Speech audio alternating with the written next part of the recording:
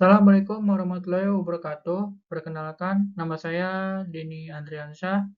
Saya di sini akan menjelaskan tugas 2 RPT mengenai air asam tambang. Nah, pertama-tama yaitu dampak dari air asam tambang. Dampak lingkungan yang dapat ditimbulkan dari kegiatan pertambangan, aspek biogeofisik, dampak terhadap badan air meliputi kuantitas, misalnya turunnya muka air tanah atau debit sungai.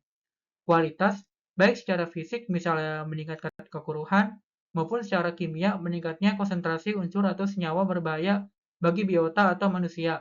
Dampak terhadap lahan, karena kegiatan penggalian dan penimbunan dampak terhadap udara.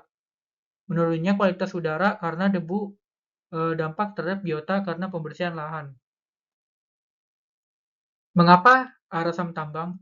Air asam tambang yang disingkat AAT, acid mine drainage, AMD atau air asam batuan, acid rock drainage ARD, adalah air yang bersifat asam tingkat keasaman yang tinggi dan sering ditandai dengan nilai pH yang rendah di bawah 5. Sebagai hasil dari oksidasi, mineral sulfida yang terpajan atau terdedah eksposit di udara dengan kehadiran air. Kegiatan penambangan yang kegiatan utamanya adalah penggalian mempercepat proses pembentukan AAT karena mengakibatkan terpajannya mineral sulfida ke udara, air, dan mikroorganisme. Dampak yang dapat ditimbulkan dari air asam tambang adalah terhadap biotan perairan, baik secara langsung karena tingkatan keasaman yang tinggi, maupun karena peningkatan kandungan logam di dalam air yang bersifat asam mudah melarutkan bahan logam. Pembentukan air asam tambang. Pembentukan air AAT, air asam tambang dimungkinkan karena tersedianya mineral sulfida, sumber sulfur atau asam, oksigen dalam udara, pengoksidasi, air, pencuci hasil oksidasi. Oleh karena itu, perlu diketahui jenis sulfur yang terdapat di dalam batuan. Yang mudah teroksidasi adalah sulfur yang terdapat dalam batuan mineral sulfida. Contohnya, FeS2, pirit, MoSO2, molybdenit, FeS2, marcasit, CuVeS2, kalkopirit, FeX, SX, pyrotit, PbS, galena, CuS, sphalerite, CuS, covalent, VeASS, arsenopirit. Prinsip pengolahannya. Pencegahan terbentuknya AAT lebih baik daripada mengolahnya. Prevention is better than treatment karena lebih andal untuk jangka panjang meminimalkan risiko. Langkah pertama dari pencegahannya yaitu identifikasi batuan yang berpotensi membentuk asam dan yang tidak berpotensi membentuk asam. Karakterisasi. Dengan mengetahui sebaran jenis-jenis batuan berdasarkan karakteristiknya, dalam pembentukan AAT dapat disusun perencanaan pencegahan yang baik. Hal ini perlu dilakukan sejak tahapan eksplorasi, perencanaan dan perancangan, konstruksi, penambangan, dan pasca tambang. Pengelolaan AAT. Seperti yang telah disampaikan di bagian awal, bahwa sekali AAT sudah terbangkitkan akan sangat sulit untuk menghentikannya.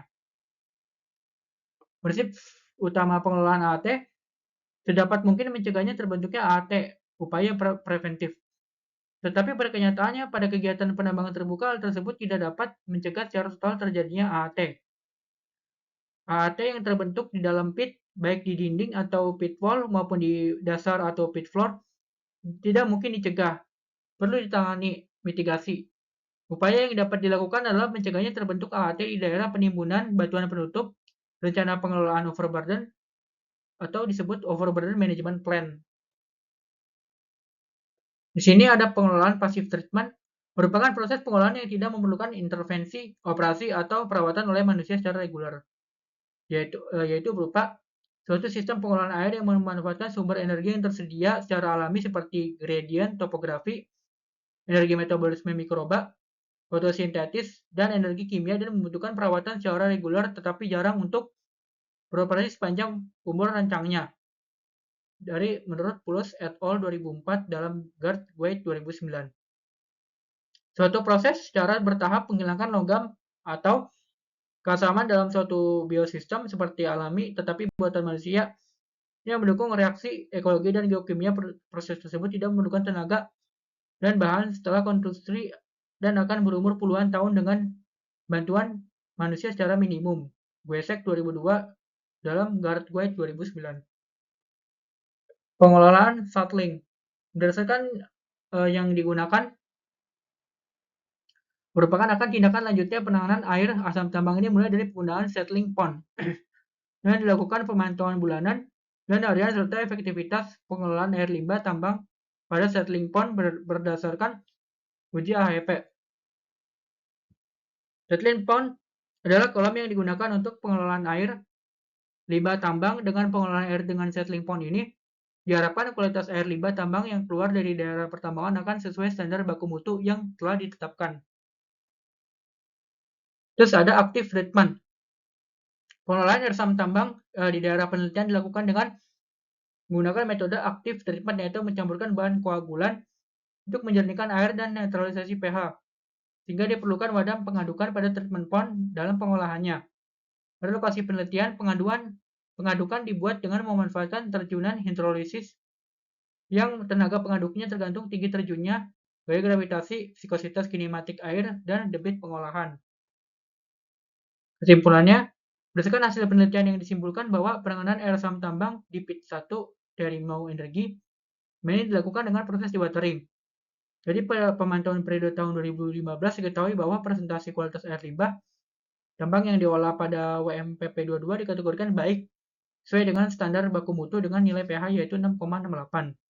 Sedangkan nilai TSS baik yaitu 48,09 mg per liter. Sesuai standar baku mutu yang telah ditetapkan oleh Peraturan Daerah Kalimantan Timur Nomor 2 Tahun 2011. Ini adalah daftar pustaka yang bisa saya tampilkan.